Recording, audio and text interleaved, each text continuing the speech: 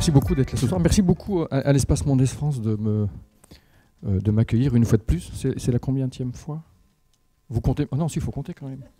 Vous comptez plus. Bon, merci beaucoup en tout cas de faire appel à moi. C'est toujours un grand plaisir, surtout pour parler des rêves et du sommeil. C'est toujours un grand plaisir pour moi. Je vois que la salle est pleine. Donc l'autre salle est ouverte aussi, donc les gens peuvent continuer à arriver dans l'autre salle. Super.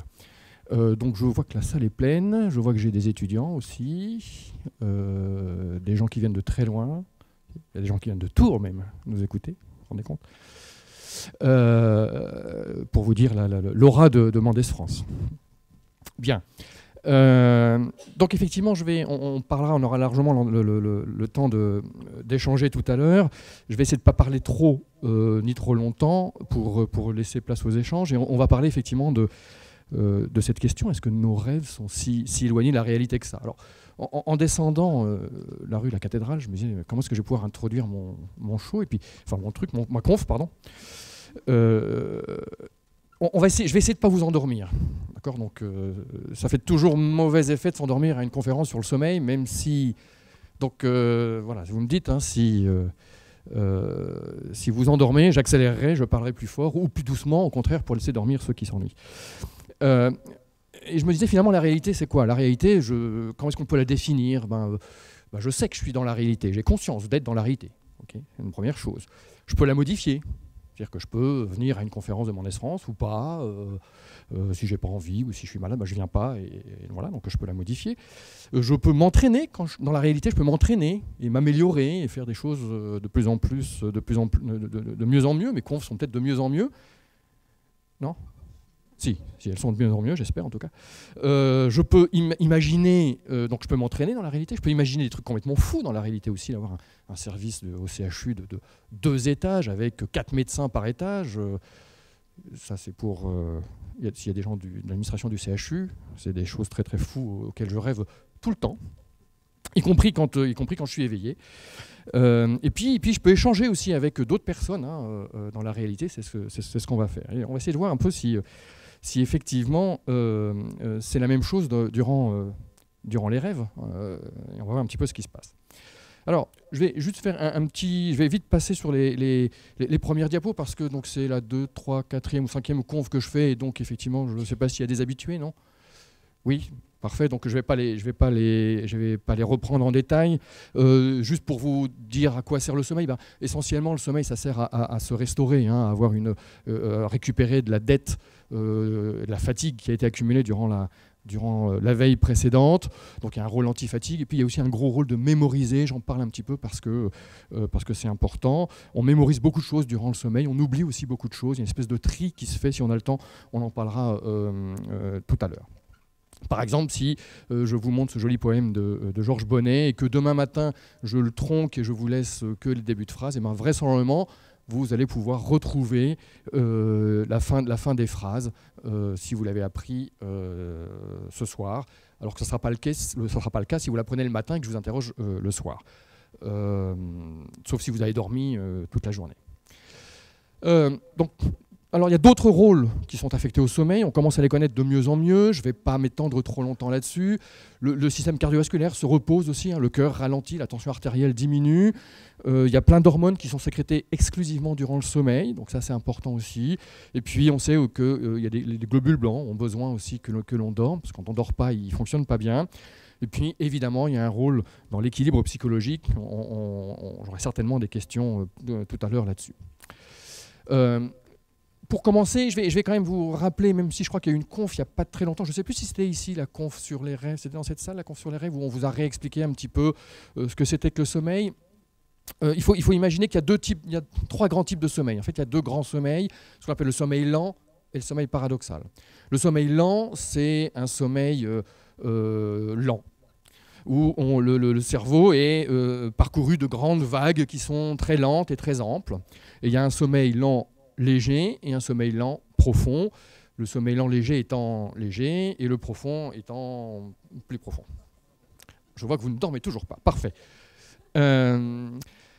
Donc ce sommeil lent profond et ce sommeil lent léger, alors surtout le sommeil lent profond, c'est le sommeil qui est en règle générale, auquel on attribue la compensation et la restauration de l'activité cérébrale et des muscles. Hein, c'est le sommeil le plus restaurateur, le plus récupérateur. C'est celui qu'on commence, d'ailleurs on commence la nuit par faire ce sommeil-là. Et puis il y a un sommeil paradoxal. Alors juste un petit mot sur le sommeil paradoxal qui a été inventé par Michel Jouvet, qui est un très grand chercheur français qui est décédé l'année dernière, qui a découvert le rêve. C'est un chercheur qui était tout jeune, il était étudiant et il était en Master 2, il faisait un petit peu de recherche à Lyon. Et pour se faire un petit peu de sous, il surveillait les animaux, il surveillait les chats qui étaient enregistrés. On enregistrait le cerveau des chats, de chats épileptiques. Donc lui, il fallait qu'il surveille que les électrodes ne se débranchent pas. Et puis, plusieurs fois par nuit, il s'apercevait qu'il y avait des trucs très très bizarres où l'activité du cerveau changeait brutalement, complètement, avec, il n'y avait plus les grandes ondes lentes du sommeil que l'on voit là, d'ailleurs, que je vais vous montrer juste là. Le sommeil lent, c'est l'activité très lente, ces grandes vagues très lentes du cerveau qui parcourent l'activité électrique du cerveau. Il s'aperçut qu'elle disparaissait, et alors il avait très peur de se faire engueuler, il se dit mince, qu'est-ce qui se passe, les chats sont débranchés, et puis il allait voir, il regardait, et puis non, les chats ils dormaient bien, et il se rapprochait d'eux, et il s'aperçoit, c'était extrêmement bizarre, parce que donc, sur mon oscilloscope, on a l'impression qu'il est réveillé, alors que je vois, il dort, c'est complètement paradoxal, et en fait, en s'approchant très très bien, il s'est aperçu que les chats étaient complètement mous, complètement relâchés, hein, que les pattes des chats étaient toutes molles, par contre que les yeux bougeaient très très vite dans tous les sens. Et donc il a dit c'est complètement paradoxal, et donc il a décrit le sommeil paradoxal en 1953, que les Américains ont appelé différemment un an plus tard. Et donc, sur les enregistrements que nous, on fait au laboratoire et qui nous permettent de savoir dans quel stade est le sommeil, eh bien, on enregistre donc l'électroencéphalogramme, hein, c'est l'activité électrique du cerveau. Vous avez ici un exemple quand on est réveillé, d'accord ? Les mouvements des yeux et le tonus du muscle du menton, vous allez voir dans un instant pourquoi. Le sommeil léger, donc il y a une ou deux ondes lentes, et puis le sommeil profond, eh bien, il y a beaucoup d'ondes lentes, donc le cerveau est parcouru par toutes ces ondes lentes. Et le sommeil paradoxal, c'est un stade très très différent, puisque vous voyez que l'activité électrique, il n'y a pas du tout d'ondes lentes, et elle est relativement proche, alors pas tout à fait de l'éveil, mais de l'éveil calme. En tout cas, il y a pas du tout, c'est plus proche de ça que de ça. D'accord ? Et ça, c'est le sommeil paradoxal sur l'activité électroencéphalographique. Donc le cerveau est très réveillé à ce moment-là, ou du moins dans une activité proche de l'éveil. Les muscles sont complètement abolis. On est complètement paralysé quand on est en sommeil paradoxal. Les muscles sont complètement relâchés. Il n'y a plus du tout d'activité musculaire. Et par contre, on bouge beaucoup les yeux. Hein, vous voyez qu'on bouge quasiment pas les yeux ou très peu les yeux ici. Ça, c'est l'activité du cerveau qu'on enregistre. Mais là, on voit que les yeux bougent beaucoup. Dans le sommeil de rêve, on bouge beaucoup les yeux. D'accord ? Enfin, le sommeil paradoxal, pardon. Et donc, à la suite des expériences de Michel Jouvet, où il a poursuivi ses expérimentations et ses remarques sur ces chats, et il s'est aperçu qu'effectivement, c'est à ce moment-là qu'il rêvait. Et pendant très longtemps, on a pensé que les rêves survenaient essentiellement dans ce type de sommeil-là. En fait, il y a eu beaucoup d'études. Hein. Là, je vais vous résumer en une demi-heure un nombre d'études incalculable. J'ai essayé de les centrer. J'en ai pris quelques-unes qui sont les plus amusantes et les plus en rapport avec les questions qu'on s'est posées ce soir. Mais il y a beaucoup d'études. Et on sait maintenant que finalement, on rêve aussi bien en sommeil lent qu'en sommeil paradoxal. On réveille. C'est plus facile de rêver en sommeil paradoxal. On s'en souvient mieux. C'est des plus beaux rêves ou des plus beaux cauchemars. Mais bon, en tout cas, la charge émotive est beaucoup plus importante. Mais on rêve tout le temps. Alors, finalement, qu'est-ce que c'est qu'un rêve ? Comment est-ce qu'on peut les étudier ? Comment est-ce qu'on a pu caractériser ces rêves ? Eh bien, qu'est-ce que c'est qu'un rêve ? Un rêve, finalement, c'est une espèce d'histoire qui nous est arrivée, une espèce de scénario, une perception, des pensées, une activité mentale, quelle qu'elle soit, souvent chargée d'émotions, qui ont été vécues durant le sommeil et dont on se rappelle. D'accord ? C'est le seul moyen d'avoir accès aux rêves, enfin, un des seuls moyens d'avoir accès aux rêves, c'est de demander à un sujet de le raconter. On verra qu'il y a d'autres moyens indirects. On peut voir à quoi les gens rêvent. J'en parlerai probablement répondre en étayant une réponse à des questions qui ne manqueront pas de survenir. Donc voilà, donc c'est des choses qui se passent, une activité onirique, une activité mentale. Il se passe des choses dans le cerveau, on imagine quelque chose. Et donc comme je le disais, cette activité mentale, durant toute la nuit, elle existe. Le cerveau, un de mes professeurs de psychiatrie quand j'étais jeune m'avait dit le gros problème du cerveau, c'est qu'il ne s'arrête pas de penser. S'il s'arrêtait de penser, si le cerveau arrivait à s'arrêter de penser, il n'y aurait quasiment pas de maladie ni psychologique, ni d'anxiété, ni de pathologie psychiatrique. Le problème du cerveau, c'est qu'il n'arrête pas de penser. Et c'est vrai, durant le sommeil, le cerveau continue à penser, même si on ne s'en rend pas compte et même si on ne s'en souvient pas. Et donc, les rêves qui ont pu être étudiés, alors comment est-ce qu'on fait pour étudier un rêve et savoir quelle est la tonalité des rêves en sommeil profond ou en sommeil paradoxal? On met des électrodes sur le cerveau d'un sujet, on le met dans de bonnes conditions pour dormir, et puis on le réveille au moment où on veut le réveiller, donc soit en sommeil paradoxal, soit en sommeil lent, et on lui demande de nous raconter à quoi il pensait. Alors, il ne raconte pas toujours des choses très cohérentes. Souvent, il dit je ne sais pas bien, mais en analysant les mots qu'il emploie pour décrire ce qu'il ressent, on arrive un petit peu à deviner le contenu de la conscience à ce moment-là. Et quand on le réveille en sommeil paradoxal, donc en sommeil de rêve, là où il y a le plus de rêves, eh bien, l'activité mentale elle est très très imagée. Il y a beaucoup d'images qui sont rapportées quand on réveille quelqu'un en sommeil paradoxal. Les scénarios sont complexes et il y a un engagement affectif très important. C'est toujours il y a beaucoup d'émotions ressenties quand on réveille quelqu'un en sommeil paradoxal. En revanche, quand on réveille quelqu'un en sommeil profond, c'est plus rare d'avoir des recueils de rêves. L'activité mentale est plus calme, elle est plus simple, moins complexe, moins scénarisée, il y a moins d'émotions. Les mots qui sont utilisés sont des mots plus neutres, plus calmes, plus tranquilles, mais pour autant, c'est aussi une activité mentale qui a lieu durant le sommeil. Alors, comment est-ce qu'on fait pour étudier le sommeil? Comment est-ce qu'on a fait pour étudier le sommeil? Eh bien, c'est pas très compliqué, il suffit d'interroger des gens. Alors maintenant, à l'ère d'Internet, il y a des banques de rêves. Alors, les Américains ont inventé... donc une banque de rêves, c'est une banque où les gens déposent leurs rêves. C'est pas une banque où on vient acheter des rêves. C'est pas, on pourrait le penser, mais non, c'est pas ça. Et ce site Internet donc, de banque de rêves, où il y a... alors on peut déposer des rêves si on veut, mais souvent c'est des collections de rêves qui ont été récupérés dans des études. Il y a plein d'études, donc il y a plein de gens qui s'amusent à réveiller des gens dans la nuit, et donc ils collectent les rêves et ils les mettent sur cette banque. C'est que si vous voulez savoir, alors moi j'ai essayé, je sais pas si on a Internet, on pourra essayer tout à l'heure, on peut interroger cette banque et savoir par exemple quelle est la proportion de gens qui ont rêvé, moi je sais pas, marcher sur la Lune ou faire des choses un petit peu bizarres. On peut avoir des réponses. Alors, de quoi rêve-t-on? Très souvent, quand on parle de rêve, les gens disent oui, moi je rêve, ou on a l'impression qu'on fait des rêves un peu typiques. On rêve qu'on vole, on rêve qu'on perd ses dents, qu'on sort tout nu en public. Eh bien, il y a des gens qui se sont amusés à interroger ces banques de rêves pour savoir est-ce que c'était vrai, est-ce que c'était fréquent ces rêves de vol ou des rêves de perdre ses dents. On a toujours ces choses à l'esprit. Et ben en fait, quand on regarde et sur une requête qui a regroupé 3300 récits de rêves, eh bien on s'aperçoit que les rêves de vol sont très minoritaires. C'est moins d'1%. Donc finalement, c'est pas tant que ça. Alors, les gens se sont dit, d'accord, on rêve qu'on vole, pas tout le temps, ou c'est peut-être rare. Il y a des gens qui ont interrogé, qui ont demandé s'il y avait des rêves érotiques. Là aussi, c'est une grande idée dans la communauté ou dans les sciences. On dit, oui, on rêve de sexe ou de câlins. Eh bien, on s'est aperçu qu'effectivement, sur 22 000 récits de rêves analysés, c'était vraiment une minorité, les rêves avec une connotation sexuelle. Si ce n'est que c'était un petit peu plus important chez les hommes que chez les femmes. Même en rêve, les hommes sont plus obsédés. Bon. Et c'était vrai donc c'est vrai, ces rêves dits typiques sont en fait, effectivement, donc c'est la même chose, perdre ses dents, tomber dans le vide, tout ça, c'est des rêves qui ne sont pas si fréquents que ça, au contraire. On en parle beaucoup, on entend beaucoup parler, mais ce n'est pas si fréquent que ça. Alors qu'est-ce que c'est que des rêves typiques? Quel est le contenu de rêves habituels? Eh bien, le plus souvent, le rêve sont pas si extraordinaires que ça. C'est assez proche de la réalité. Ce sont des rêves qui sont finalement une réplique de ce qu'on vit tous les jours.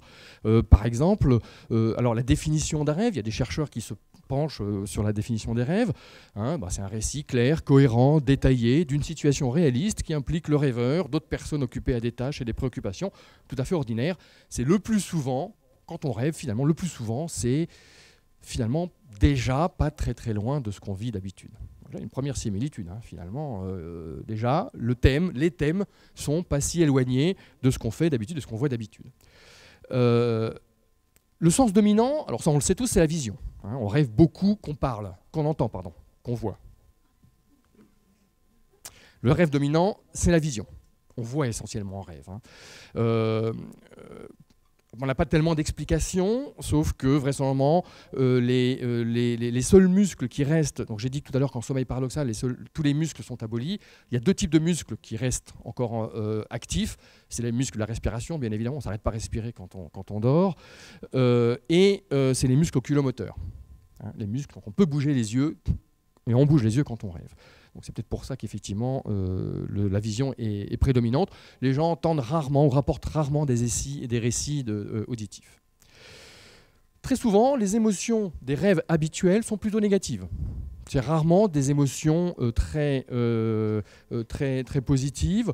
Les éléments, donc là encore, hein, les récits de rêve ou quand on interroge les banques de rêves, ce sont surtout des éléments de tristesse, d'angoisse, d'appréhension, de confusion. On est dans un endroit qu'on ne connaît pas très bien. Sont largement majoritaires. Avec une petite différence entre les hommes et les femmes. Les éléments de tristesse sont plus présents dans les rêves des hommes que dans les rêves des femmes.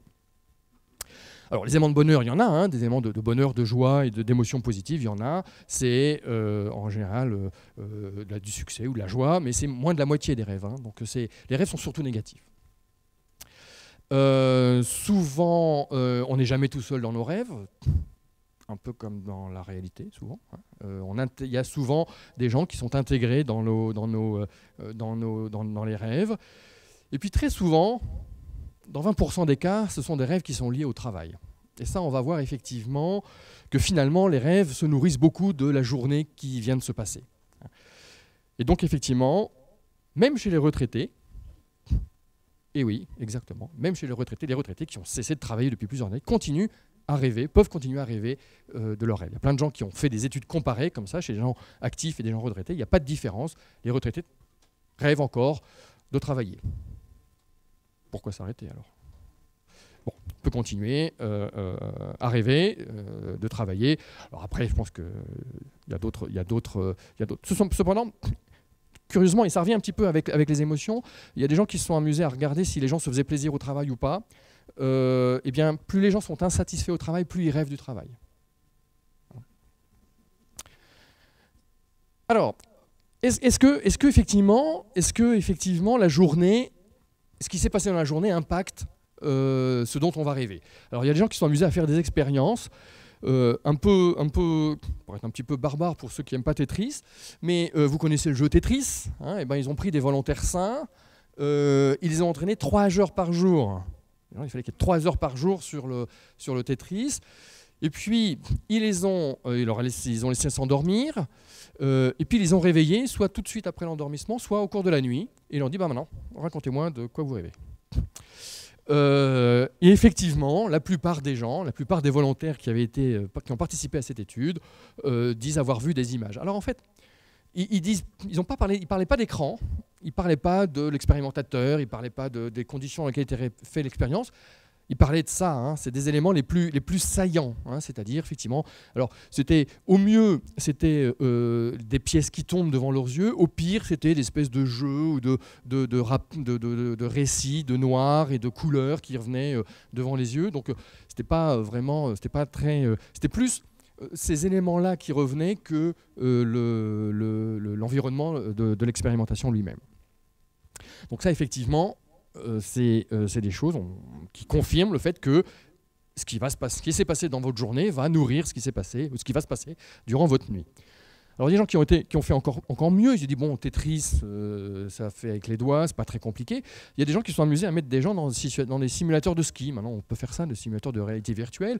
Ils leur ont dit bah voilà, skier. Et donc la même chose, ils les ont réveillés durant la nuit et leur ont demandé ce qu'ils voyaient, à quoi ils rêvaient. Et là, il y a une immense majeure partie, enfin il y a beaucoup de gens, hein, quasiment 90% des volontaires, qui voyaient des jeux en s'endormant. Alors pas forcément, là encore, pas forcément des images du jeu lui-même ou de l'expérience elle-même, mais c'était plus, il y avait des arbres qui apparaissaient dans leurs rêves, ou du ski, ou du froid, ou de la course, ou des espèces de danses comme ça. Donc c'est pas vraiment c'était inspiré de ce qui s'était passé dans la journée, mais pas vraiment, mais pas complètement reproduite. Ce qui a fait dire à un des grands chercheurs du sommeil, qui s'appelle Hobson, que finalement le cerveau gardait une petite part de création et que ce n'était pas simplement un simple copieur, un simple éditeur, qui avait quand même une part d'imagination et que durant le rêve, le cerveau prenait des éléments de ce qui s'était passé, mais il en faisait un petit peu ce qu'il voulait. Et il ne retraçait pas systématiquement, ne revivait pas systématiquement en rêve ce qui s'est passé dans la journée. C'est parfois mieux que ce qui s'est passé dans la journée. Alors, donc ça c'est juste pour vous prouver et résumer qu'effectivement, il y a une continuité entre la réalité et ce dont on rêve, qui donc vous démontre qu'effectivement, les deux ne sont pas très très éloignés. Alors il y a des gens qui sont amusés, plutôt que de faire des expériences comme ça, de mettre des sujets dans des expériences auxquelles ils n'ont jamais participé, de leur demander de raconter exactement ce qui faisaient dans leur journée, et puis de comparer les récits de la réalité et les récits de rêve. Et effectivement, ils s'aperçoivent que très très souvent, dans quasiment 70% des cas, il y avait une incorporation d'événements récents, de ce qui s'était passé dans la journée, mais que, encore une fois, la réplique, elle n'était pas toujours fidèle. C'est-à-dire que le cerveau prend des bribes de ce qui se passe dans la journée pour en faire un petit peu ce qu'il vaut, pour tricoter une nouvelle aventure, une nouvelle histoire après. Alors, est-ce qu'on peut provoquer des rêves avant de s'endormir ? La réponse c'est oui. Alors, comment est-ce qu'on fait ? C'est pas compliqué. Je ne vais pas avoir l'ambition de vous faire rêver de moi ce soir. Encore que. Il y a des gens qui se sont amusés à faire cette petite étude où ils sont amusés à demander à des gens de retenir la phrase là.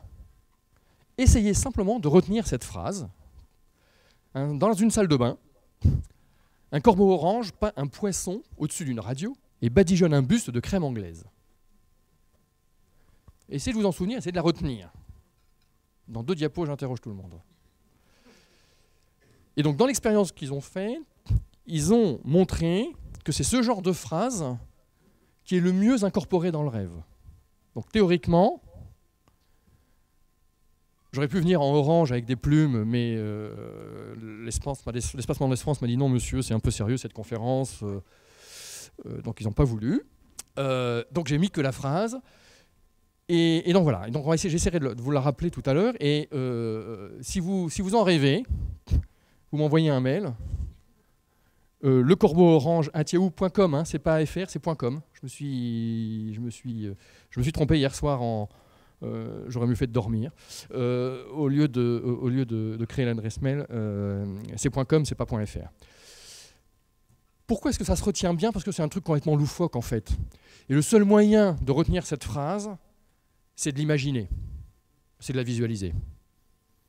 D'accord ? Et donc, quand vous allez essayer de mémoriser cette phrase, un corbeau orange qui peint dans une salle de bain, une radio, il badigeonne de crème anglaise ou de crème fraîche un buste, avec il peint un poisson, c'est complètement loufoque. Ça ressemble bien à ce dont on pourrait rêver. Et bien effectivement, ce genre de choses-là, vous allez vous en souvenir. On y reviendra tout à l'heure et j'espère que vous allez pouvoir la retenir et que vous rêverez. Et si vous rêvez de moi, ou de cette phrase plutôt, écrivez un petit mail au corbeau orange. Alors, est-ce qu'on peut rêver de choses, d'événements, d'actions qui ne se sont jamais déroulées, qu'on n'a jamais connues? La question intéressante. Est-ce qu'on peut faire ça? Est-ce que moi je peux penser à des choses que je n'ai jamais fait? Ça, je peux, quand je suis conscient, je peux. Eh bien, il y a des gens qui se sont amusés à interroger et à questionner les rêves de gens qui étaient paraplégiques, qui n'ont jamais marché. Ils ont pris un groupe de 10 blessés médulaires, donc des gens qui avaient un traumatisme de la moelle épinière. Donc il y avait 10 hommes, ils étaient âgés entre 30 et 70 ans, et puis il y avait 5 paraplégiques de naissance. Et puis 15 sujets contrôle qui n'étaient pas paraplégiques et qui étaient appariés, c'est-à-dire qu'ils avaient le même âge à peu près et le même genre, ils avaient mis autant de femmes dans les groupes. Okay. Ils ont recueilli leurs rêves pendant 6 semaines, sans leur dire ce qu'ils recherchaient, bien évidemment. Et là, ils ont des surprises très amusantes, puisqu'ils se sont aperçus que 90% des patients ou des gens qui étaient paraplégiques rêvaient de marcher. Ça, c'est quelque chose qui n'était pas connu du tout avant ça. 90% des blessés médulaires, mais également tous les paraplégiques de naissance. Donc les gens qui n'avaient jamais marché rêvaient quand même de marcher.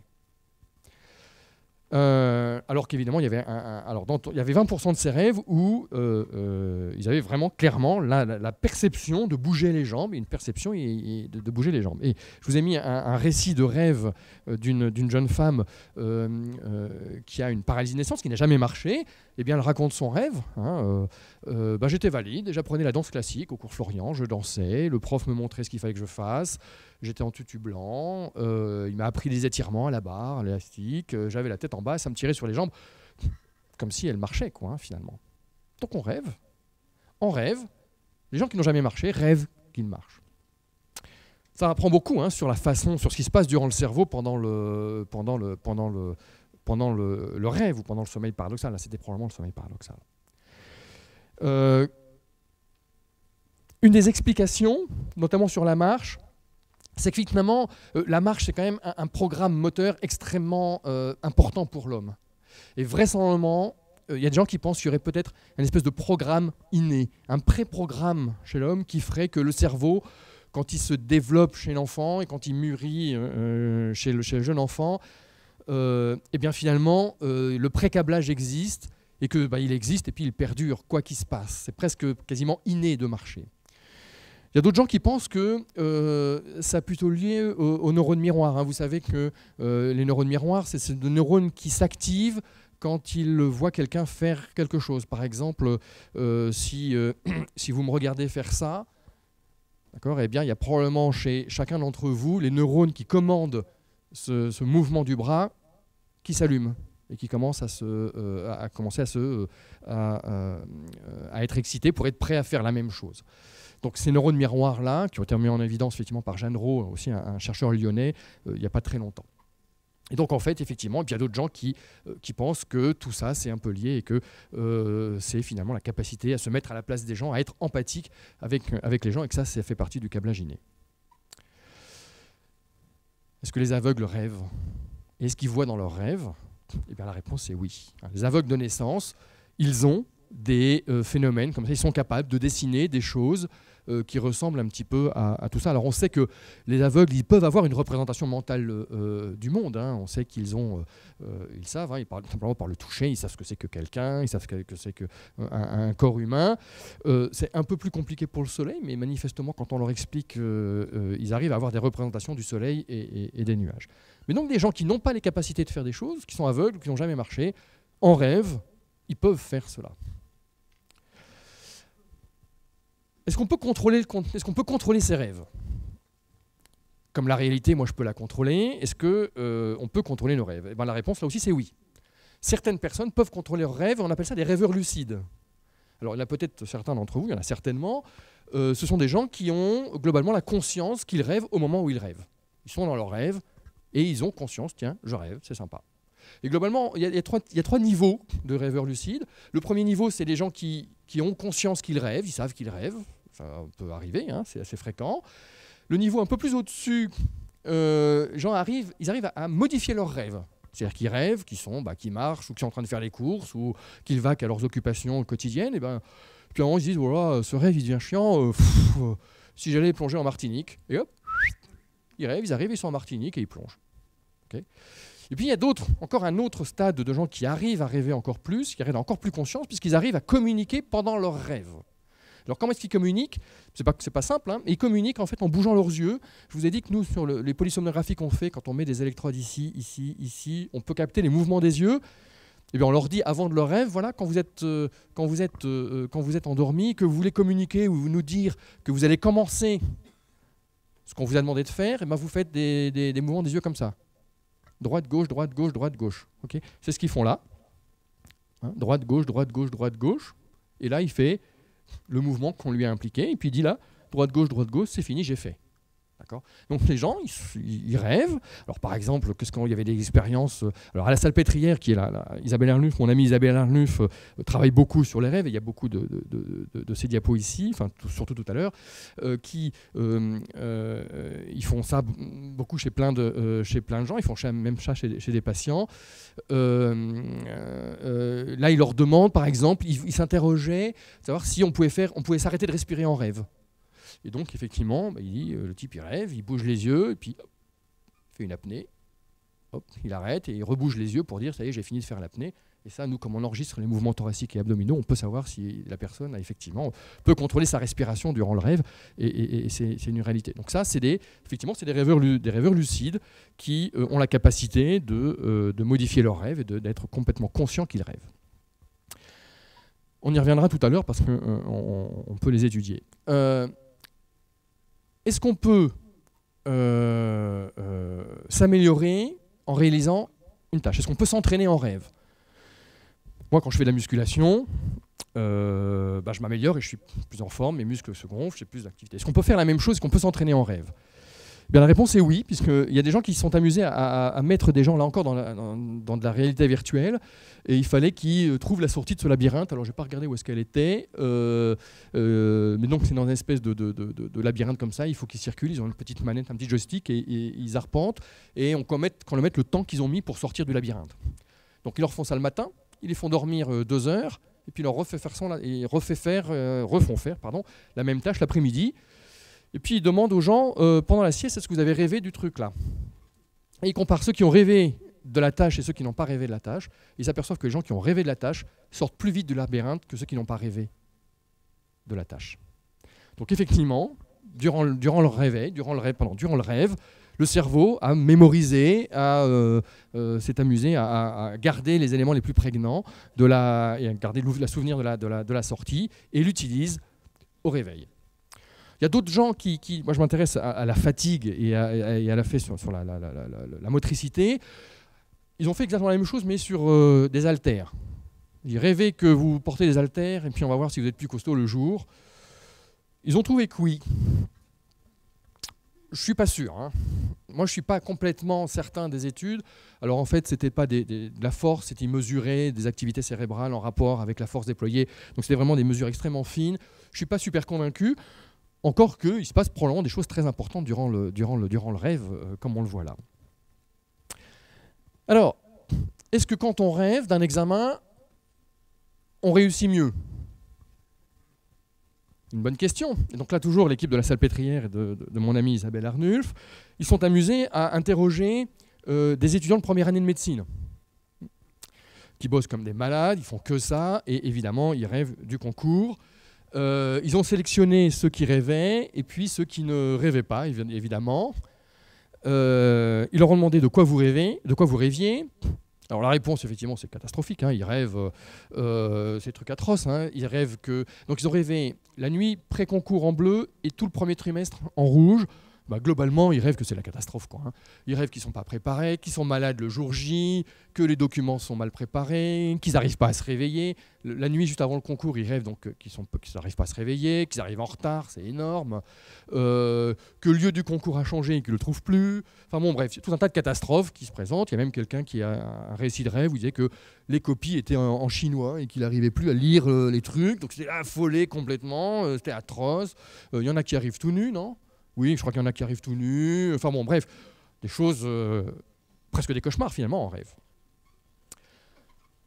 Après, donc les gens de la Salpêtrière, les chercheurs sont amusés à regarder, ils ont récupéré les notes, et sont amusés à regarder comment étaient les notes. Et vous avez ici la note au concours, et là, la fréquence des rêves. C'est-à-dire, eux, ils n'ont jamais rêvé du concours, eux, ils ont rêvé parfois, eux, ils ont rêvé assez souvent, eux, ils ont rêvé souvent, et ils ont rêvé très très souvent. Ils ont publié cet article en avril 2017, je crois, non, 2013. 6 mois après, ils avaient tous les étudiants à la porte du laboratoire pour leur demander comment est-ce qu'on fait pour rêver du concours. Parce que, évidemment, ceux qui rêvaient très souvent du concours, ils avaient de meilleures notes. Et ils ont même ajusté sur d'autres paramètres dont on sait que ça influe sérieusement sur le concours, notamment la note au bac. Eh bien, rêver du concours la nuit la veille du concours, donne 0,5 points en plus. 0,5 points sur ce genre de concours, c'est 100 places. Hein. Et donc effectivement, ils ont tous été envahis d'étudiants qui leur demandaient mais comment est-ce qu'on fait pour rêver du concours? Donc en fait, c'est pas vraiment ça. Hein. C'est que ce sont probablement les plus investis, ceux qui sont le plus inquiets, ceux qui sont le plus... je ne suis pas sûr que ce soit vraiment les rêves qui facilitent ça. Il faudrait regarder dans d'autres professions. Je ne sais pas s'il y a des gens... Monsieur le maire n'est pas là, mais est-ce qu'ils rêvent de ne pas être élu, par exemple? Est-ce que ça... Un truc comme ça. Il faudrait leur poser la question. Globalement, ces rêves-là, en fait, simulent des situations un petit peu dramatiques auxquelles on s'attend, qu'on n'a pas forcément envie de voir survenir. Mais c'est un peu comme si ces situations négatives procuraient un gain cognitif ou nous rendaient un peu plus vigilants, un peu plus alertes vis-à-vis de ce qui allait se passer. Alors, donc quand on rêve, on pourrait dire qu'effectivement on est plus performant. Ça, c'est une autre étude très amusante où les gens sont amusés à comparer des performances, et c'est les dernières diapos, les performances de ce qu'on peut faire, d'habilité, lorsqu'on réalise, ici ils ont demandé, en fait, ils ont dessiné un rond, ils ont demandé à un sujet de suivre le rond, de faire un rond avec son regard. Et on a les moyens, encore une fois, de regarder les mouvements oculaires durant le rêve. C'est très, très intéressant. Et donc c'est pour ça qu'on étudie beaucoup l'œil. Et donc là, voilà la courbe de la pupille, effectivement, quand le sujet réalise effectivement le rond. Pas compliqué, c'est à peu près correct. Vous avez ici, lorsque le sujet l'imagine, donc il ferme les yeux, il ne le fait pas, il l'imagine. Et donc là, on imagine, alors là c'est un petit peu plus compliqué, puisqu'on regarde sur alors, il a les yeux fermés, il le fait quand même, mais les yeux fermés, il n'a pas le rond, donc il le fait comme ça. Et puis, ça, c'est ce qu'il fait en rêve. Donc les rêveurs lucides dont j'ai parlé tout à l'heure, ils battent à droite-gauche, ils font le rond, et puis ils font droite-gauche pour dire j'ai fini mon rond. Là, c'est quand même vachement mieux réussi quand on le rêve que quand on l'imagine. Hein. Quand on fait les yeux fermés. Donc ça, un simple rond, c'est aussi vrai quand on leur a demandé de faire le signe, de suivre le signe ou de dessiner le signe infini avec leurs yeux. Donc quand ils le font, on reconnaît un signe infini. Quand ils l'imaginent, non, on ne le reconnaît pas bien. Et par contre, quand ils le rêvent, finalement, quand ils le font en rêve, finalement, on le réalise pas si mal que ça. Et donc c'était très amusant de s'apercevoir que finalement, ce qu'on fait en rêve, c'est plus proche de ce qu'on fait dans la réalité que ce qu'on imagine. Je trouve ça assez joli d'imaginer que nos rêves étaient vraiment, en tout cas de ce qu'on faisait en rêve, de ce qu'on réalisait en rêve, était plus proche de la réalité que ce qu'on arrivait à faire simplement en imaginant. Et donc en fait, quand moi j'imagine mon superbe service à 2 étages, 4 médecins, en fait, si j'en rêve, j'en rêverais de 3 étages et 10 médecins par étage. Vous transmettrez mes rêves à monsieur le directeur général, s'il vous plaît. Donc, finalement, les rêves ne sont pas si éloignés de la réalité. Est-ce qu'on peut établir une fonction des rêves? On n'est pas bien sûr. Globalement, ça sert à consolider la mémoire, ça joue, même sur ce qui s'est passé il n'y a pas très longtemps, avec donc, le rôle de mémorisation que je parlais dans mon introduction. C'est vraisemblablement un moyen de développer la capacité de vie avec les autres, hein, de reconnaître et d'être en empathie avec les autres. Et puis peut-être effectivement d'anticiper ce qui va se passer, de manière à nous préparer aux événements et aux choses qui ne sont pas forcément très agréables. Vous vous souvenez de ma phrase, le corbeau orange qui peint dans une salle de bain, un poisson sur une radio, en badigeonnant, tout ça, et vous n'oubliez pas l'adresse mail, elle est là, yahoo.com, le corbeau orange. Merci beaucoup.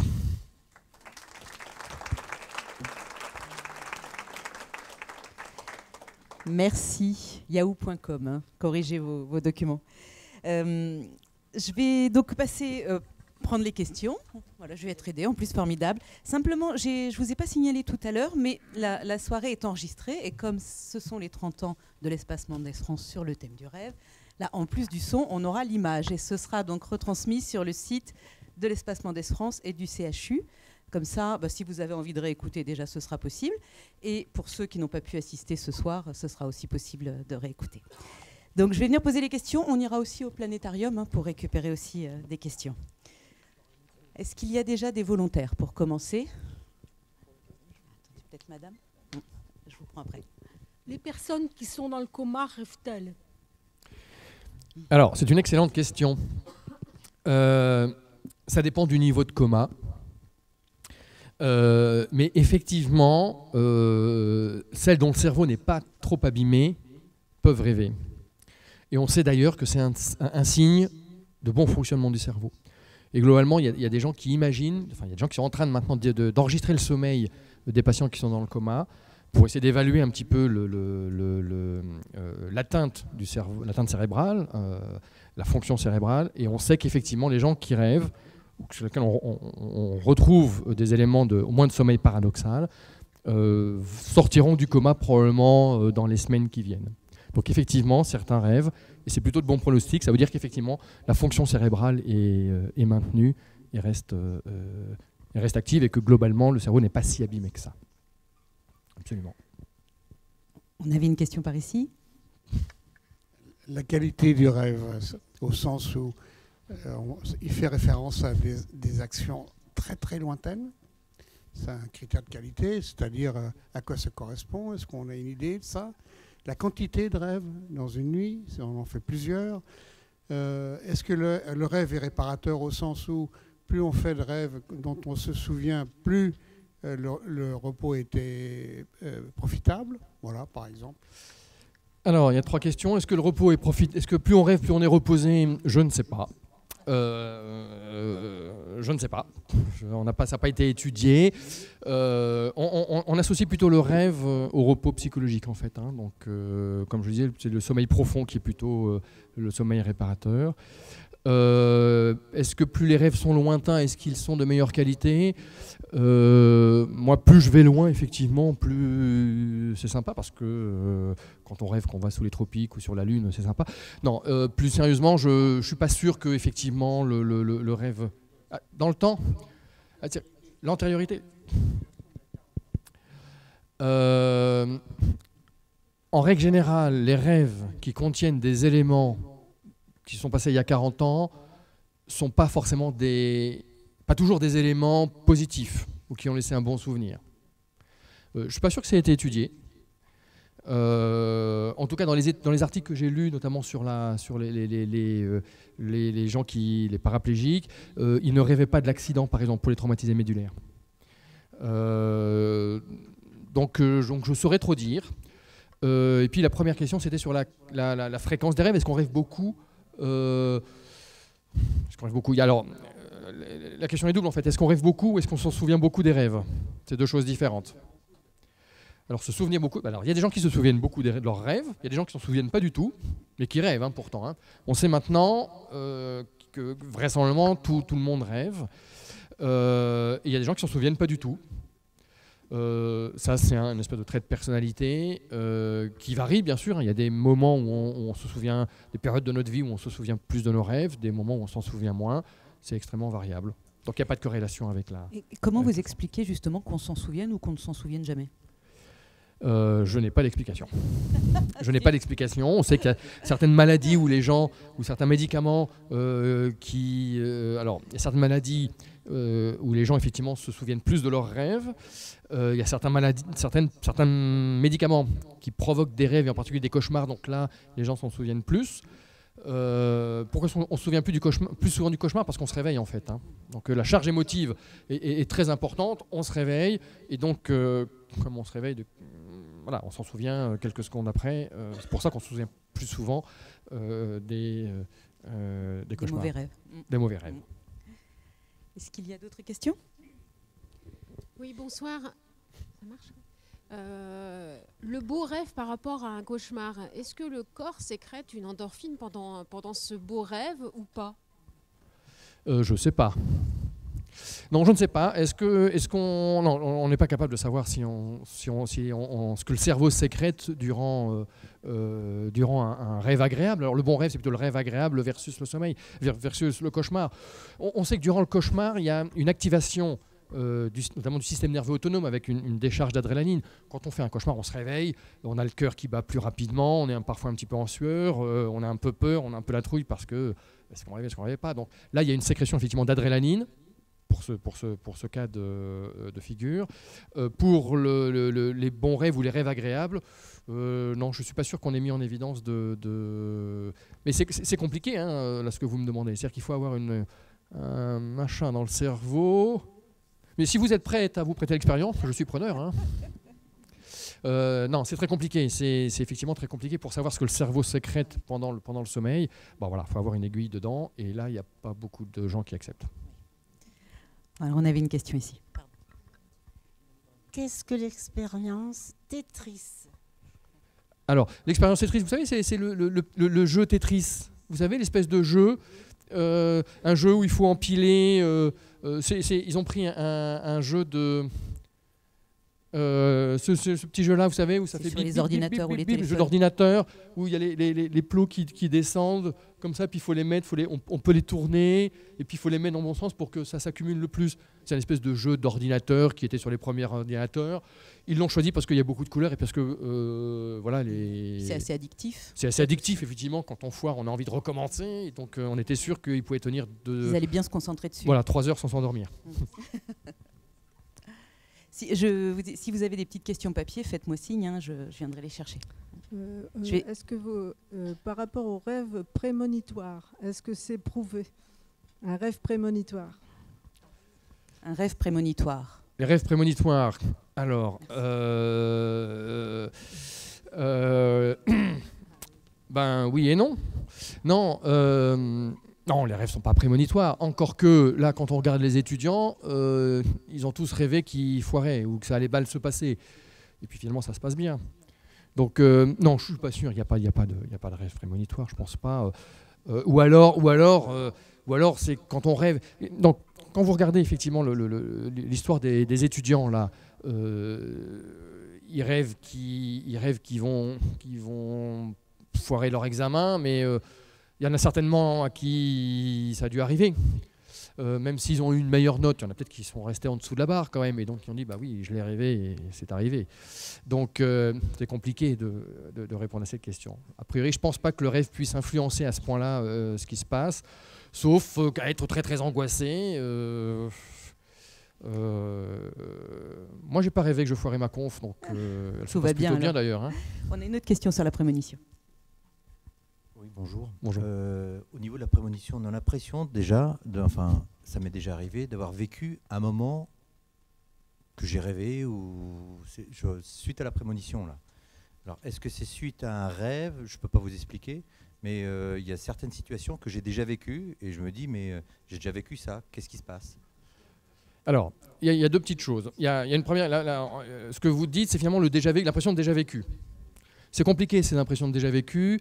Il y a certaines personnes, il y a des gens, il y a certains chercheurs qui pensent qu'en fait, ce sont peut-être des mini-crises d'épilepsie où effectivement sont réactivés des neurones qui rappellent un petit peu ce qui s'est passé il y a un petit bout de temps.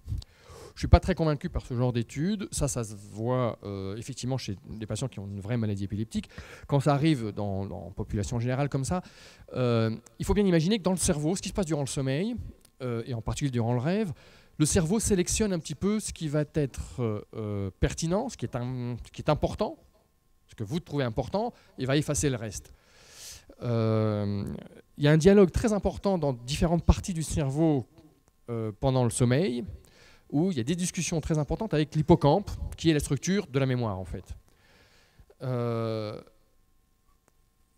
C'est c'est compliqué à expliquer simplement, mais il peut y avoir des circuits qui se mettent qui se suractivent durant le sommeil et qui peuvent effectivement se réactiver durant l'éveil, simplement à la faveur d'un indice. Simplement le fait d'avoir un indice presque imperceptible d'un souvenir ancien, s'il a été bien consolidé pendant le sommeil, ben hop, il revient très très vite. Et comme on l'a vu dans le sommeil, dans le rêve, le sommeil, le cerveau, il change un petit peu la réalité, il prend des bouts, il les contourne. Il peut y avoir le souvenir durant le rêve, il est un petit peu flou. Hein, vous avez bien vu quand dans les récits de rêve, c'est parfois enjolivé, c'est pas forcément très fidèle, c'est très inspiré de la réalité, mais c'est pas forcément fidèle. Il y a une espèce d'interprétation personnelle du cerveau. Bien, comme ce souvenir peut être un petit peu flou, un indice qui ne correspond pas forcément peut rappeler ce genre de souvenir un petit peu comme ça. Je pense que c'est plutôt de cet ordre-là où effectivement on a l'impression d'avoir déjà vécu. Et en fait, c'est peut-être pas forcément, c'est quand on pioche dans la case souvenir, il y a quelque chose qui y ressemble et qui nous fait penser à ça. Vanessa, tu as une question au fond? la vois plus. Oui. Je sais qu'il y a certaines personnes qui n'ont pas le même cycle de sommeil, par exemple 8 heures en moyenne. Là, j'imagine que c'était sur des bases un peu comme tout le monde, 8 heures. Et je me demandais si une personne a un cycle différent, par exemple polyphasique ou ce genre de choses, est-ce que les rêves et les cauchemars ils sont différents? Si le sommeil est différent, est-ce que les rêves le sont aussi? Non, les rêves ne sont pas différents. Pour les gens qui sont, par exemple, des courts dormeurs qui dorment que quelques heures, des longs dormeurs qui peuvent dormir jusqu'à 8 ou 9 heures, les rêves, il n'y a pas de différence. Le fonctionnement du cerveau durant le sommeil de rêve, durant le sommeil paradoxal, durant les rêves, il est assez solide. C'est quelque chose qui est très très solide, c'est très ancré dans le fonctionnement du cerveau, et il n'y a pas de différence, en tout cas pas à ma connaissance, je ne pense pas. J'ai une question par ici. Est-ce que le somnambulisme, c'est une forme particulière de rêve? Alors, une question très intéressante. Est-ce que le somnambulisme est une forme de rêve? C'est une forme... Alors, le somnambulisme, c'est compliqué. Oui, c'est une forme de rêve si on dit que le rêve, c'est une activité mentale durant le sommeil. C'est effectivement l'expression d'une forme de rêve, puisque quand les gens font leur épisode de somnambulisme, ils répondent le cerveau matérialise une pensée. Donc oui, effectivement. Et d'ailleurs, on voit très bien que les rêves, l'activité onirique, l'activité mentale durant ce somnambulisme, elle est relativement calme. Le somnambulisme, en fait, c'est très souvent des gens qui se lèvent de leur lit, qui déambulent, qui ne sont pas très, très adroits, et puis qui se recouchent quelque part. Le plus souvent, c'est ça. Ou c'est tout simplement des gens qui parlent durant leur sommeil. Hein. Donc, c'est pas toujours intelligible, on ne comprend pas toujours. Et donc, ça traduit effectivement une différence entre ce que je disais tout à l'heure, c'est que le somnambulisme survient en sommeil profond. Et donc, c'est une espèce de rêve, mais un peu pâteau, pas très émotif, pas très violent, où il n'y a pas beaucoup d'émotions. Effectivement, on voit apparaître le somnambulisme fait ce qu'il pense. Alors, le problème du somnambulisme, c'est que c'est pour ça que j'hésite un petit peu dans ma réponse, c'est qu'en fait le cerveau il est à moitié réveillé, à moitié endormi. Donc c'est un peu compliqué, mais globalement il y a une activité mentale. Le cerveau est à moitié, il y a une moitié du cerveau, qui dort et la moitié qui est réveillée. Et effectivement, ce qu'on voit, ce que le patient fait, c'est ce que le patient imagine, ou c'est l'activité mentale du patient, absolument, en sommeil profond. J'ai une question écrite. Pourquoi certaines personnes rêvent toujours les mêmes rêves? Je ne sais pas. Je ne sais pas. Il y a effectivement des rêves récurrents. Peut-être que c'est des souvenirs qui sont bien ancrés. Alors, on ne dit pas quelle est la tonalité du rêve. Souvent, ces rêves récurrents comme ça ne sont pas toujours agréables. C'est des cauchemars. C'est ce qui se voit dans les gens, notamment ça se voit beaucoup chez les militaires qui reviennent d'opération, ou chez les gens qui ont subi un attentat, où les gens font des cauchemars de leurs rêves. Ça, c'est des rêves récurrents. C'est qu'effectivement, il y a eu un traumatisme à ce moment-là, et que la mémoire a retenu ça. Et puis, durant le rêve, quand le cerveau, une partie du cerveau, de la conscience discute et va chercher ce qui se passe dans la mémoire, ces événements sont tellement prégnants, tellement chargés d'émotions, qu'ils reviennent systématiquement. Est-ce qu'on peut avoir des rêves dans ce cas-là qui sont des dénis, par exemple, je ne sais pas moi, on a oublié une agression plus petite et ça revient dans le rêve, c'est possible ça? C'est possible, tout à fait. Oui, tout à fait, absolument, tout à fait. Et alors, juste ce qui est très amusant, c'est que l'étude dont je vous parlais là du corbeau orange, vous vous souvenez du corbeau orange qui peint, qui est barbouille cette étude, curieusement, elle a permis de découvrir un traitement, notamment effectivement des cauchemars, puisque maintenant il y a des gens qui pensent qu'on peut modifier les rêves en faisant parler les gens, en faisant raconter les gens, et ça a été mis au point. Alors c'est des Canadiens qui ont mis ça au point, mais ils ont beaucoup utilisé ça, toujours à la Salpêtrière, l'équipe qui travaille beaucoup là-dessus, après les attentats de Paris. Ils ont demandé aux gens de re-raconter leurs rêves, et l'idée c'était de retenir, en fait, ils racontaient le début du rêve jusqu'à l'événement traumatique, et puis on leur demandait de changer l'histoire, et d'apprendre une histoire différente, et de la retenir, et 5 à 10 fois par jour, de prendre 5 minutes pour respirer tranquillement, et puis penser à cette nouvelle histoire, où le rêve commence comme le cauchemar, et puis à un moment donné où ça change, On leur a demandé de changer l'histoire, de retenir cette histoire, de faire ça 10 fois par jour. Et effectivement, ça modifie les rêves durant la nuit et ça permet effectivement, comme ça, de traiter ces cauchemars à répétition. On appelle ça les stress post-traumatiques, et en particulier sur ces gens-là, et ça marche très très bien. Voilà, vous parlez de provocation de rêve. Je voudrais savoir si l'hallucination, souvent due à un traitement médical, peut être aussi considérée comme un rêve. Oui. Effectivement, et c'est ça qui est qui est compliqué, en tout cas pour les neurologues dans ce genre de choses-là. Mais effectivement, il y a une partie de certaines hallucinations qui sont en fait le cerveau qui se met à rêver tout d'un coup de quelque chose, et puis qui se réveille tout de suite après. Donc effectivement, certaines hallucinations sont l'irruption de rêves dans la veille. Et donc effectivement, c'est le cas. Vous avez raison. J'aurais une deuxième question, si vous me le permettez. Ces travaux sont récents, deuxième partie du XXe siècle. Par rapport au travail fait sur l'étude des rêves en référence à Freud ou à Jung, est-ce que ces nouveaux travaux, toutes ces connaissances nouvelles, sont un peu une controverse à ce qu'ils développaient, eux, dans la recherche psychiatrique? Alors, effectivement, les éléments là, que je vous ai exposés vont un peu à l'encontre de ce que disait Freud. Hein. Quand on interroge les banques de rêves, il y a très très peu de rêves érotiques, par exemple. C'est vraiment une minorité. Donc effectivement, ça va un peu à l'encontre, surtout quand on s'aperçoit qu'effectivement on peut modifier nos rêves, qu'on peut être conscient dans nos rêves. Ça, c'est des éléments qui s'opposent un petit peu à tout ce qu'a dit Freud.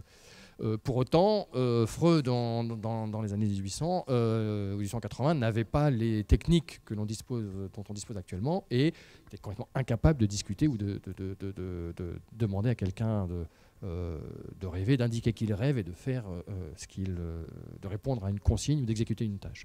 Donc je pense que leurs travaux, au moment où ils les ont faits, étaient tout à fait sincères.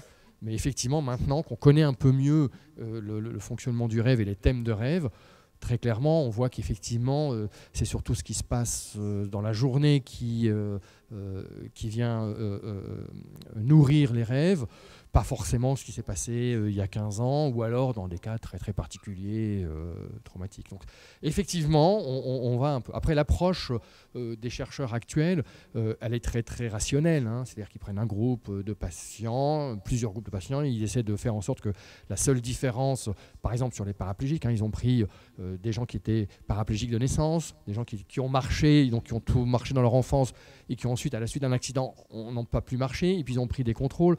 Donc c'est très très rationnel, on essaie bien de comparer, qui était effectivement la méthode, et plutôt la méthode de Claude Bernard de la même époque. Donc la méthode est un peu plus scientifique, un peu plus raisonnée, un peu plus stricte.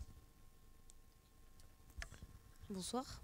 Bonsoir. Je voulais savoir si on se forçait à se dire qu'il fallait qu'on se souvienne d'un rêve avant de s'endormir, est-ce qu'on s'en souvenait mieux le lendemain?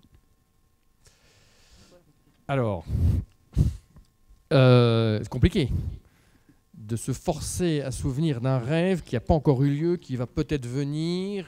Bon. Je ne sais pas, peut-être.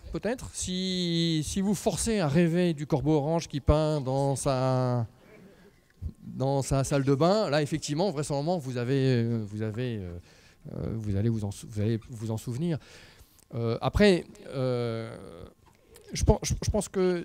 Mais amusez-vous à faire cette expérience. Alors avec un corbeau orange ou avec autre chose, il faut que ça soit quelque chose pour qu'on puisse le retenir, donc de très visuel, hein, parce que le rêve c'est très visuel, mais on doit pouvoir... moi je me suis pas amusé à faire ça parce que déjà je travaille trop, donc on va commencer à faire des expériences sur moi, mais on pouvait tout à fait vous amuser à dire bah tiens, ce soir je vais essayer de rêver de ça. Alors il faut que soit que vous racontiez une histoire, que vous inventiez une petite histoire et que vous la répétiez une petite dizaine de fois pendant au moins 5 minutes dans la journée. Mais ça, effectivement, c'est pas du tout impossible que ça marche. Encore une fois, le traitement des stress post-traumatiques et des gens qui font des cauchemars après un traumatisme, on fait ça. Hein. On leur dit pendant 10 fois dans la journée, pendant 5 minutes, vous vous posez et vous imaginez ce rêve-là. Donc ça commence comme le traumatisme, et puis au lieu au moment où ça devient catastrophique, vous changez le cours de l'histoire, et puis vous remémorez cette histoire. Et effectivement, les gens incorporent, après ce petit travail dans la journée, durant la veille, les gens incorporent cette nouvelle histoire, ce nouveau scénario dans leurs rêves. Donc c'est pas du tout impossible. Vous devriez pouvoir influencer vos rêves de la sorte, je pense. Bonjour. Oui. Bonjour. Donc moi je suis géographe et je travaille sur les rêves. Et alors ma question est en fait une question de méthode. Et pour le médecin que vous êtes, quelle différence vous faites entre les travaux que vous menez sous une forme expérimentale, vous prenez des étudiants de première année, vous les réveillez, vous leur faites un questionnaire, ou les travaux que l'on peut faire à partir des carnets de rêves. Et je pose cette question parce que quand vous avez présenté la diapositive sur les banques de rêves, on a ce chiffre de 22 000 rêves qui paraît extrêmement important. Or, les travaux montrent qu'actuellement, les gros rêveurs, et ça va permettre de répondre en partie à la question du monsieur qui a posé la question devant, un gros rêveur peut se souvenir entre 2 et 2,5 rêves par nuit.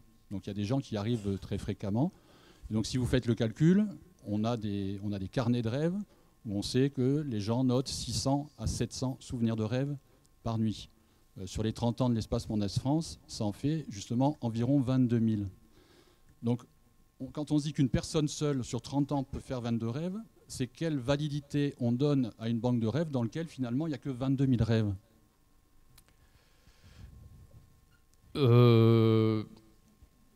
22 000, c'est quand même pas mal. C'est quand même beaucoup. Encore une fois, il n'y a pas 22 000 personnes, hein, il y a beaucoup moins de personnes. Et c'est un recueil, c'est une banque dans laquelle les gens mettent précisément... c'est pas une banque ouverte, hein, c'est-à-dire que moi, quand je rêve, je peux pas mettre truc.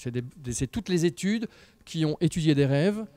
Et toute la méthodologie de l'étude est mise sur cette banque-là. Et donc on sait très bien, est-ce qu'il y a combien de sujets? Il y a une étude qui a fait 300 sujets, il y avait 150 hommes, 150 femmes, ils étaient âgés de tel ou tel moyen, enfin de niveau d'âge, niveau d'études, quelle était la pratique, est-ce qu'ils prenaient des médicaments ou pas des médicaments. Donc c'est uniquement ça. Pour autant, ça reste quand même une bonne image de tout ce qui se passe sur les rêves. Ma question, c'est de se dire, quand on vient chez vous, ou quand on fait des travaux chez Isabelle Arnufle, autant par exemple je suis chez moi, où on connaît plein de gens qui notent leurs rêves, et on est dans notre milieu, on est dans notre chambre à coucher, et c'est relativement facile en s'entraînant de se souvenir de rêves. Qu'est-ce qui se passe et quelle est la validité de ce que vous sortez quand vous endormez des gens, la plupart du temps qui sont des volontaires, vous les bardez d'électrodes, ils sont dans un milieu qui n'est pas le leur, et est-ce que ce qui sort entre guillemets de ces résultats, est-ce qu'on doit interroger les résultats qui sortent de ce type d'expérimentation en fait? Il faut toujours interroger les résultats qui sortent d'une expérimentation, c'est systématique. Quand on fait des carnets de rêves, on n'enregistre pas le sommeil des gens. Hein. Il y a pas mal d'études qui sont faites. Voilà. Après, les études, on enregistre le rêve donc on les met dans un environnement écologique différent quand précisément on veut influencer leurs rêves ou qu'on veut étudier avec une temporalité extrêmement précise, c'est-à-dire qu'on veut les réveiller spécifiquement soit en sommeil profond, soit en sommeil paradoxal. Toutes les études sur les étudiants, ils n'étaient pas du tout branchés, hein, c'est-à-dire qu'on leur envoyait un questionnaire, ils leur envoyaient un questionnaire, on dit voilà de quoi vous avez rêvé, donc ils étaient chez eux en conditions complètement écologiques, donc complètement standard, il n'y avait aucune intervention. Tout ça. Donc, tous les récits de rêve ne sont pas du tout liés à l'enregistrement du sommeil, au contraire. On a une question au planétarium, peut-être? Non? Ça vient pas? Bon. J'ai une question écrite. Est-ce que les paralysies du sommeil ont été expliquées scientifiquement et pourquoi cela se produit? Et quand ça se produit, pourquoi tous les cas rapportent une présence qui nous veut du mal? Alors, les paralysies du sommeil ont effectivement été décrites scientifiquement et on peut l'expliquer. Comme je vous ai dit, en sommeil paradoxal, je vais vous remettre ma diapo, c'est un stade de cerveau un peu particulier où le cerveau est réveillé, les muscles bougent, on rêve, d'accord, et les muscles sont complètement paralysés. Il n'y a que les muscles des yeux et la respiration qui sont actifs. Normalement, ce sommeil paradoxal, on le fait, vous avez vu, c'est les traits rouges en haut, on le fait plutôt en fin de nuit. Mais chez certaines personnes, on peut, d'abord ça peut survenir tout en fin de nuit ou tout en début de nuit, et notamment, d'une façon un peu curieuse, ça peut survenir, ce blocage musculaire peut tout à fait survenir alors qu'on est réveillé. Et la paralysie du sommeil, c'est exactement ça. C'est en fait quand on se réveille du sommeil paradoxal, qu'on fait plus souvent en fin de nuit, le matin, on se réveille par bout, le cerveau se réveille par bout, et le cerveau peut se réveiller avant que le blocage de la commande musculaire soit effectué. C'est-à-dire qu'on peut être réveillé et complètement paralysé. En règle générale, ça dure quelques dizaines de secondes, c'est pas très long, c'est pas une maladie, ça se voit dans 20% de la population générale, donc c'est pas grave. Pour autant, c'est extrêmement effrayant. Hein. C'est très effrayant, il y a des gens qui viennent me voir à la consultation, alors j'essaie de les rassurer, mais c'est très effrayant parce qu'ils sont réveillés, ils ne peuvent pas bouger du tout, il n'y a que les yeux qui peuvent bouger, et puis surtout, ils respirent tranquillement comme s'ils dormaient. Donc certains ont l'impression de ne pas arriver à bien respirer, mais c'est très très effrayant. Et ben, c'est simplement que le cerveau est en train de se réveiller, il est comme ça, entre deux sommeils, le cerveau est réveillé, les muscles occumoteurs sont réveillés, sauf que le blocage des muscles qui se fait ici au niveau du tronc cérébral, il y a un petit coupe-circuit qui se fait au niveau du tronc cérébral. Il n'est pas encore réveillé, il est resté en position off, et donc on est réveillé, mais on est complètement paralysé. C'est tout à fait affolant. Il y a aussi, pour revenir sur pourquoi est-ce que c'est souvent une sensation désagréable, parce que là, on n'est pas toujours bien réveillé, et que des fois, on est aussi en rêve, ou on est à moitié en rêve, à moitié en réveillé, un petit peu comme les hallucinations. Et donc ça donne la sensation effectivement que c'est une espèce d'hallucination finalement. On a l'impression que on est en train de rêver, et donc on fait des allers-retours en quelques secondes entre on rêve, on se réveille, on rêve, on se réveille, et donc là le cerveau, il ne sait plus très bien ce qui est vrai et ce qui n'est pas vrai. Et quand on rêve effectivement qu'il y a une méchante bête ou quelque chose d'assez inquiétant dans notre rêve, sans qu'on puisse vraiment le verbaliser, eh bien on a la sensation qu'il se passe quelque chose d'imminent, associé avec cette paralysie qui est tout à fait terrorisante, ça, effectivement. Donc a priori, on a bien une question au planétarium. On écoute. Bonsoir. En fait, je ne sais pas si vous pouvez me répondre ou pas. Voilà, j'ai discuté avec des amis comme quoi je venais à cette conférence. Et la personne m'a expliqué un de ses rêves. Par rapport à la mort de son grand-père, il était encore vivant quand elle a rêvé de lui, et peu de temps après, il est mort. Est-ce que le rêve serait pas un rêve de l'inconscient qui voulait lui faire voir ce qu'elle voulait pas voir? Est-ce que c'est possible? Alors, c'est compliqué. Comme je le disais, durant le rêve, le cerveau va piocher des choses dans la mémoire et il les ramène à la conscience durant le rêve. On se souvient surtout de ce qui nous a marqué, on se souvient surtout de ce qui nous fait très plaisir, mais on se souvient aussi beaucoup de ce qui nous fait peur, on se souvient plus facilement de ce qui nous angoisse, de ce qu'on appréhende, de ce qu'on n'a pas envie qu'il survienne. Et donc effectivement, le cerveau, durant le rêve, il va piocher ces éléments-là, et parfois il tombe, sans qu'on sache très bien pourquoi, sur un souvenir plutôt sympa, parfois sur un souvenir un peu plus désagréable. Alors j'ai pas interrogé la base, effectivement les rêves de proches disparus comme ça sont bon. Après ça dépend, souvent dans les mois qui suivent un décès, c'est quelque chose, c'est un événement un peu marquant dans la vie, y compris affectivement et émotionnellement. Donc c'est normal de rêver à quelqu'un qui vient de disparaître. Parce que, en plus, il y a la mémoire qui se fait, il y a tout le travail du deuil qui se fait, et puis éventuellement de toute la tristesse, et éventuellement de la dépression qui suit un deuil, où là c'est encore autre chose. Mais effectivement, le cerveau peut aller piocher dans des souvenirs qui ont marqué, qui sont prégnants, qui sont très importants, qui sont dotés d'un attribut émotif un peu plus fort que les autres, qui fait qu'effectivement ils vont ressurgir et revenir à la surface plus facilement. C'est là encore c'est assez flou, hein, ce que le cerveau pioche dans la réalité et dans la mémoire reste un petit peu flou. Et voilà. Je ne sais pas si j'ai répondu à votre question. Non. En fait, ma question était, cette personne-là était sur le point de mourir. Elle n'était pas encore morte. Donc, elle ne voulait pas admettre sa mort imminente. Et donc, peut-être qu'en le rêvant, c'était peut-être plus facile pour elle d'accepter. Je ne sais pas. Peut-être que l'inconscient, en le faisant voir comme ça, c'était un moyen de lui faire comprendre la vérité. Donc c'est pour ça, est-ce que c'est possible, est-ce que c'est pas possible? C'est tout à fait possible, exactement comme les étudiants qui étaient en première année ont beaucoup rêvé, ou une majorité ont rêvé que qu'ils n'allaient pas réussir le concours, qu'ils allaient avoir des mauvaises notes, ou qu'il allait avoir des choses qui pouvaient se passer, qui risquaient de se passer. Les rêves, effectivement, c'est aussi un petit peu d'anticipation, c'est-à-dire que se retrouve dans les rêves, comme je l'ai dit, une forme d'anticipation où on essaie de deviner un petit peu finalement ce qu'on appréhende et ce qu'on n'a pas forcément envie qu'il se passe.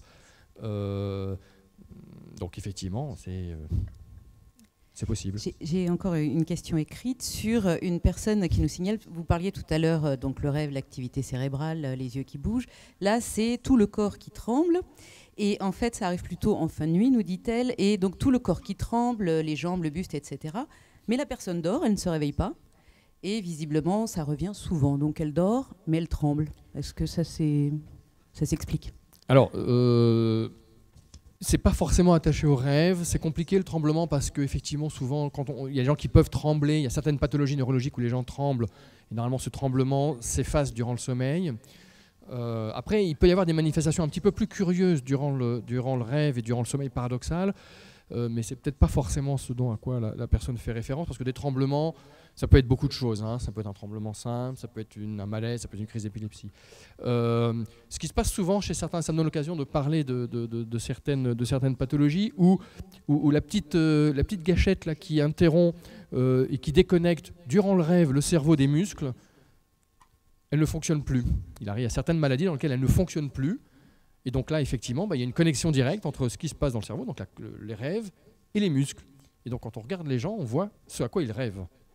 Et donc effectivement, il y a tout un tas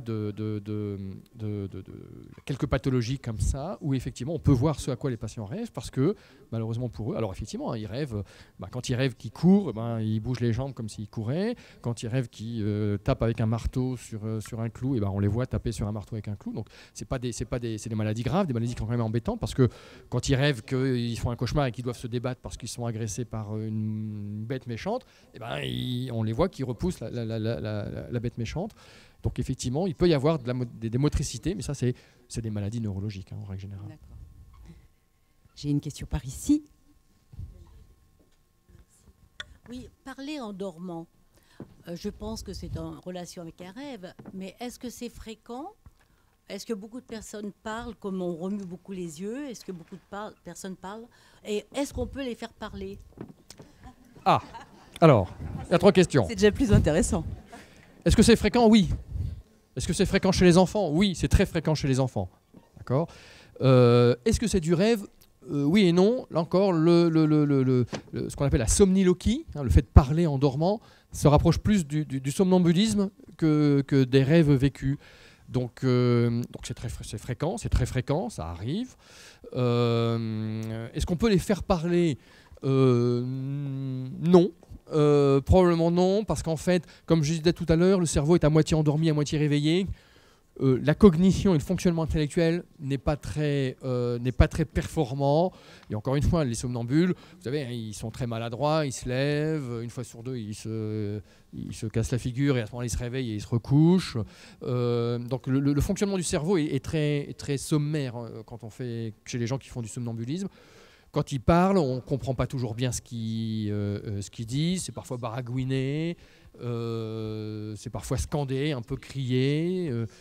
Souvent, c'est en rapport avec les activités professionnelles, souvent. Mais non, interagir durant le somnambulisme avec quelqu'un qui parle et lui faire dire des choses qu'on voudrait lui faire dire et qu'il n'a pas dit durant l'éveil, non, c'est un peu présomptueux parce que simplement, le cerveau ne va pas être en mesure d'incorporer, de comprendre la phrase que vous prononcez pour pouvoir y répondre de manière intelligible. Et de toute façon, s'il répond, il ne faudra pas le croire parce que je ne suis pas sûr que le cerveau soit suffisamment bien fonctionnant à ce moment-là pour pouvoir vous donner une réponse adéquate. Bonsoir. On voit sur le graphique qui est affiché là que les heures sont sur un sommeil de nuit. Comment ? Et quand une personne travaille de nuit et dort le jour, est-ce que le sommeil est le même ? Alors, non, effectivement, le sommeil de nuit n'est pas le même que le sommeil de jour parce que d'abord, on est programmé pour dormir la nuit. Donc tout le cerveau et notre horloge interne est programmé pour qu'on dorme la nuit. Et donc effectivement, quelqu'un qui ne dort pas la nuit, donc il va travailler là, de 22 heures, comme le font plein d'infirmières actuellement ou plein de médecins au CHU, ben, les gens ils vont travailler. Ils vont rester réveillés. Là, ça va vraiment être très très dur. Hein. Vous allez dire 3 heures du matin, ça va vraiment être très très dur de rester réveillés. Ils vont être un peu dans les choux. Mais bon, pour autant, ils vont continuer à bosser et puis ils vont rentrer chez eux. Et en fait, ce qui se passe, vous voyez que ce qu'on fait, eh bien, on fait surtout en fin de nuit beaucoup de sommeil paradoxal, hein, qui est dessiné ici en rouge. Et le sommeil profond, il est là, qu'on fait beaucoup en première partie de nuit. Eh bien donc, si on fait dormir ici quelqu'un qui n'a pas dormi de la nuit, donc si ils font leur sommeil de 8h à 15h, eh bien en effet, ça ne sera pas du tout le même sommeil. Ça sera un sommeil très très riche en sommeil paradoxal et très très riche en rêve. Et ça sera un sommeil qui sera peu riche en sommeil profond. Et donc effectivement, ce sommeil de jour ou d'après-travail chez les travailleurs postés, il n'est pas du tout de la même qualité. En tout cas, il n'est pas de la bonne qualité. Et en tout cas, il y a très très peu, il n'y a pas beaucoup, il n'y a pas assez de sommeil profond dans le sommeil qui est fait à partir de 5h du matin ou de 8h du matin jusqu'à 13h ou 14h, comme font beaucoup les infirmières de nuit. Donc effectivement, ce n'est pas du tout le même sommeil, il n'est pas aussi restaurateur. On a une autre question au planétarium. Allô ? Oui, allô.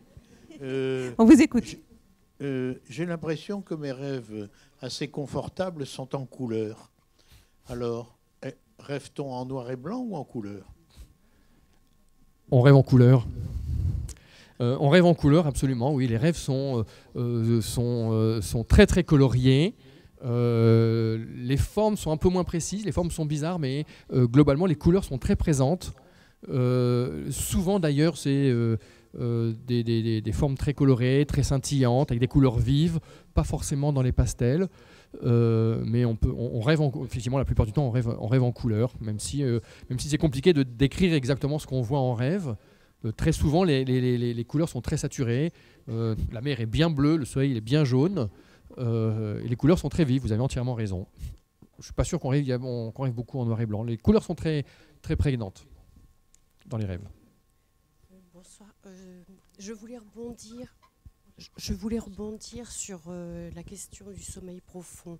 Je sais que ce n'est pas le thème de ce soir, mais puisque la question a été abordée, moi je voulais vous demander, j'ai ma petite fille qui a fait avec les bracelets, je ne sais pas si c'est assez performant pour voir la qualité du sommeil. Et apparemment, elle n'a pas assez de sommeil profond, elle est toujours très fatiguée. Et je voulais vous demander s'il y avait des solutions pour remédier à cela et qui consulter. Un vrai spécialiste du sommeil, je pense. Avec un petit bracelet, une petite actimétrie. Oui, non. Pour connaître la quantité de sommeil profond, il faut enregistrer l'activité du cerveau. C'est pas avec une petite montre qu'on peut savoir si les gens font du sommeil profond. Donc, alors après, effectivement, il y a plein de raisons d'être fatigué. Hein. On peut être fatigué parce qu'on n'a pas un sommeil de bonne qualité. On peut être fatigué parce qu'on n'a pas un sommeil de suffisamment grande quantité. Mais il y a plein d'autres raisons d'être fatigué. Et effectivement, à ce moment, il vaut mieux consulter. Si on soupçonne que ça vient du sommeil, il faut consulter dans un centre du sommeil. Ouais. Que penser, bonsoir, que penser des sites internet ou autres, ou des gens qui sont en mesure de vous expliquer les rêves? Si vous avez rêvé ceci, c'est que il va vous arriver un malheur, etc. Et est-ce qu'il y a eu des études qui ont été faites par ces gens-là de manière à pouvoir quantifier ces problèmes? Je ne ferai pas très confiance à ces sites. C'est ce que je pensais. J'ai effectivement été regarder hier soir en préparant ma conférence. Non, il y a effectivement beaucoup d'explications. Hein. Beaucoup d'explications. Hein. Ça, alors, il faut bien choisir votre site parce que ce n'est pas les mêmes. Hein. Donc, sur un site, on vous dit quand vous perdez vos dents, c'est que vous allez bientôt mourir. Sur un autre site, c'est qu'il va y avoir une naissance. Donc c'est un peu compliqué. Non, c'est vraiment n'importe quoi. Il faut pas faire ça. Il n'y a pas d'interprétation comme ça. Oui, non, c'est vraiment de l'imagination pure. Alors faut surtout pas payer. Non, mais c'est vraiment pas des choses. Je pense pas que ce soit des choses très sérieuses. Pour explorer ses rêves, le mieux c'est de prendre un carnet, de mettre un carnet et un stylo sur sa table de nuit, et chaque fois qu'on se réveille, de noter quelques mots, soit ce à quoi on rêvait, soit les émotions qui viennent, comme ça, on note, je sais pas, ce qui se passe par la tête, et on va s'apercevoir qu'effectivement c'est assez lié au contenu de nos rêves. Bonsoir monsieur le professeur. Bonsoir. J'ai 2 questions. Quand on fait du théâtre, et que l'on rêve, et que les répliques nous réveillent pendant notre sommeil, est-ce normal? Oui. Bah oui, oui, les gens qui sont des professionnels du théâtre ou qui sont très investis du théâtre et qui s'engagent à fond dans leur activité, bien sûr. C'est normal, on rêve.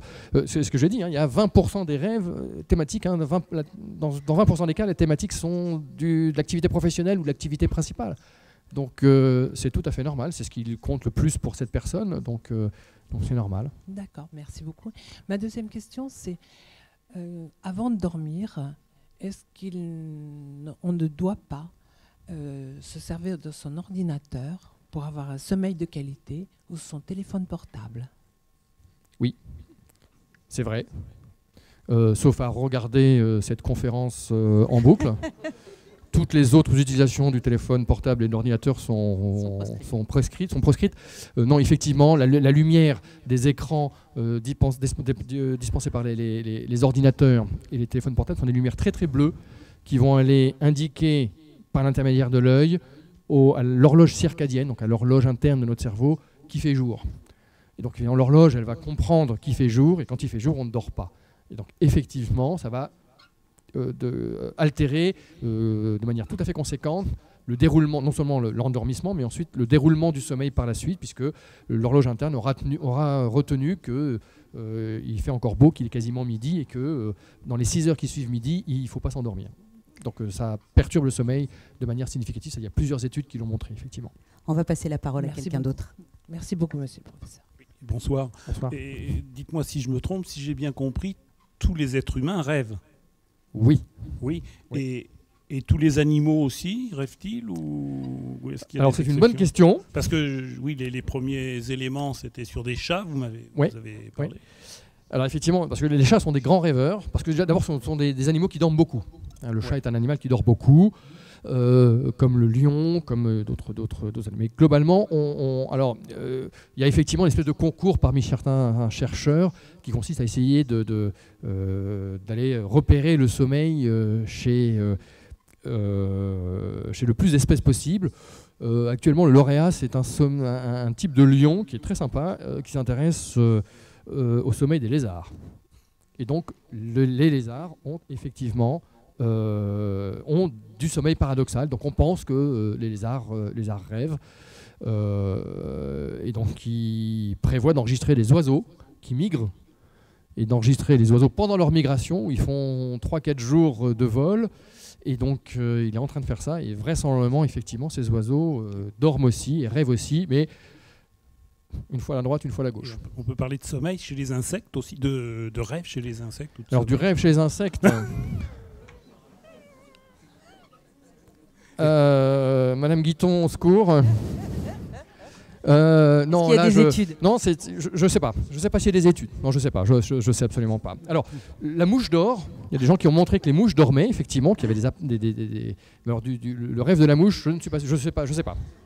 C'est petit la mouche, mais théoriquement, ça a un cerveau, ça dort, donc potentiellement ça rêve. Hein. L'être humain a toujours rêvé.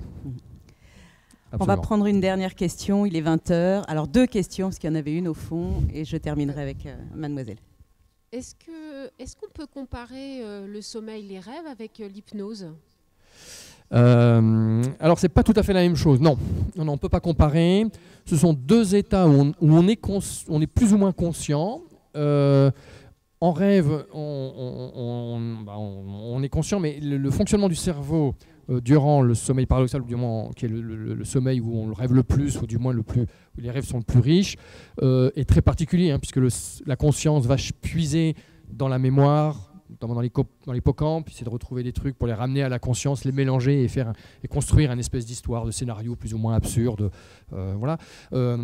Durant l'hypnose, c'est différent. Durant l'hypnose, en fait, le sujet est éveillé, il n'est pas endormi, il est éveillé, mais il est extrêmement concentré sur un point particulier, sur une imagerie mentale bien particulière qui lui est plus ou moins dictée et guidée par un hypnothérapeute. Donc en fait, l'activité mentale durant l'hypnose, elle n'est pas si spontanée que ça.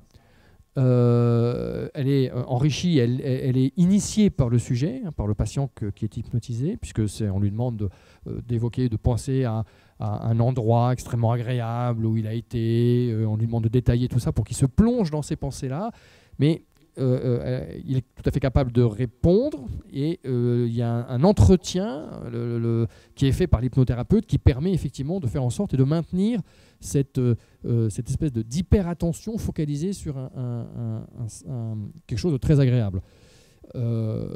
Si on ne peut pas hypnotiser quelqu'un en lui faisant penser à quelque chose de désagréable, hein. Il ne va pas tenir. Et si l'hypnothérapeute arrête de parler, eh bien l'intention va de nouveau se diffuser, et puis il va être de nouveau sensible aux éléments extérieurs. Donc ce n'est pas du tout le même fonctionnement du cerveau. Il y a vraiment du sommeil paradoxal très particulier. Et l'hypnose, c'est une espèce d'hyper-concentration, d'hyper-attention focalisée et entretenue par un hypnothérapeute. Est-ce qu'on peut devenir rêveur lucide? Est-ce que ça se travaille ou est-ce que c'est purement inné? On peut le devenir, effectivement, c'est une excellente question. On peut s'amuser à le devenir. Il suffit de faire un petit peu attention, de se préparer et de guetter. Alors, je pense qu'il faut commencer par faire un carnet de rêves, d'abord pour voir un petit peu à quoi ressemblent nos rêves. Donc, vous prenez un carnet, un stylo. Il faut le mettre sur la table de nuit, par contre. Il faut que ça soit très, très proche. Et dès que vous vous réveillez, chaque fois que vous réveillez, vous prenez votre stylo et puis vous marquez soit ce à quoi vous rêviez, précisément, soit ce à quoi vous... les sensations, les perceptions qui vous passent par la tête à ce moment-là. Et vous allez avoir une petite tonalité des rêves, et puis vous allez pouvoir vous habituer à essayer et à vous concentrer, essayer d'être conscient durant vos rêves. Et je sais qu'on peut le faire. Il n'y a pas eu d'études dessus, mais il y a des gens qui s'amusent, effectivement. Enfin, alors, il y a des gens qui essaient de développer des médicaments pour faciliter ça. Toutes les molécules ne sont pas des molécules légales, hein. Mais il y a des techniques. Il y a des techniques. Je sais qu'il y a des gens qui prônent des techniques. Et le premier pas, c'est de faire un récit de rêve. Après, il y a aussi un petit travail où on essaie de faire des micro-siestes, c'est-à-dire de percevoir le moment où on perd conscience, ou finalement et de ne pas perdre conscience, ou de rester très entre deux eaux, d'arriver à percevoir est-ce qu'on dort, est-ce qu'on ne dort pas. Mais effectivement, il y a un petit travail comme ça. On peut tout à fait devenir rêveur lucide et essayer de se souvenir de nos rêves et d'essayer de... Le premier stade, c'est d'avoir conscience qu'on rêve. Et ben, quand on travaille bien, quand on se concentre bien, on peut y arriver, effectivement. J'avais une question écrite approchante. C'était quand je fais un cauchemar, je me rends compte que je rêve et je peux le changer. Est-ce compris comme un rêve lucide? Car je ne peux pas faire ça pour les autres rêves. Donc elle peut transformer que les mauvais rêves. Super. Et donc effectivement, on peut être conscient durant certains rêves et pas durant d'autres rêves. C'est ça. On comprend pas très bien. On sait pas très bien, hein, pourquoi est-ce que certaines personnes arrivent à être conscientes de leurs rêves, d'autres pas. c'est assez compliqué, mais effectivement, après, là aussi, en travaillant, on peut essayer je suis plus sûr que les gens peuvent plutôt détourner. Mais déjà, c'est formidable, hein, de commencer un cauchemar et de le détourner pour qu'il soit moins terrible, c'est déjà remarquable. Hein. Bon, allez, je fais une entorse, une dernière, parce que ce monsieur me demande une question depuis tout à l'heure et je ne lui ai pas donné le micro. Merci. Bonjour. Bonjour. Oui, je voulais juste une petite remarque. Vous avez dit que la vision était quelque chose de très important. Et d'ailleurs, la preuve, d'après ce que j'ai compris, le mouvement des yeux est là pour le montrer dans le rêve. Il me semble avoir lu dans un bouquin de M. Jouvet qui s'intitule « Pourquoi rêve-t-on, pourquoi dort-on ?»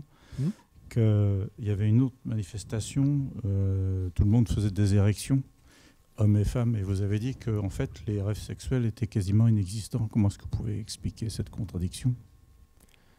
Une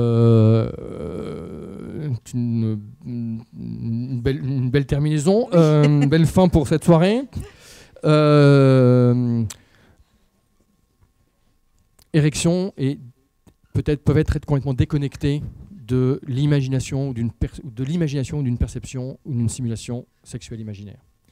Dans le rêve, c'est un réflexe qui est complètement automatique, qui n'est pas du tout conduit, qui n'a pas du tout de relation avec le contenu mental des rêves. C'est un autre circuit qui ne remonte pas jusqu'au cerveau, qui déclenche les érections durant le sommeil paradoxal. C'est complètement différent. Donc il peut y avoir des érections durant le sommeil sans du tout avoir d'activité mentale érotique ou avec un objet sexuel ou sensuel. C'est pas les mêmes. Le circuit ne passe pas par le cerveau, ça passe par le haut de la moelle et ça redescend en fait. Donc c'est une espèce de réflexe automatique. Ceci dit, on ne sait pas pourquoi. Pourquoi est-ce que c'est comme ça ? Peut-être pour entretenir le système le plus longtemps possible, parce que c'est quand même un système vachement important pour la continuité de l'espèce. Et donc c'est indépendant, on peut avoir, tout le monde a des érections effectivement la nuit, durant le sommeil paradoxal, et ils ne sont pas toujours liés à des contenus sexuels, sensuels ou oniriques de ce type-là. Voilà, on va finir sur cette note. Merci si vous voulez. De votre intervention. Merci beaucoup. Merci au CHU, à l'Espace Mendès France d'organiser le pôle Info Santé. Et n'oubliez pas, si vous voulez retrouver donc ce débat, ce sera en vidéo sur les deux sites, le site du CHU et le site de l'Espace Mendès France. Merci à tous d'être venus.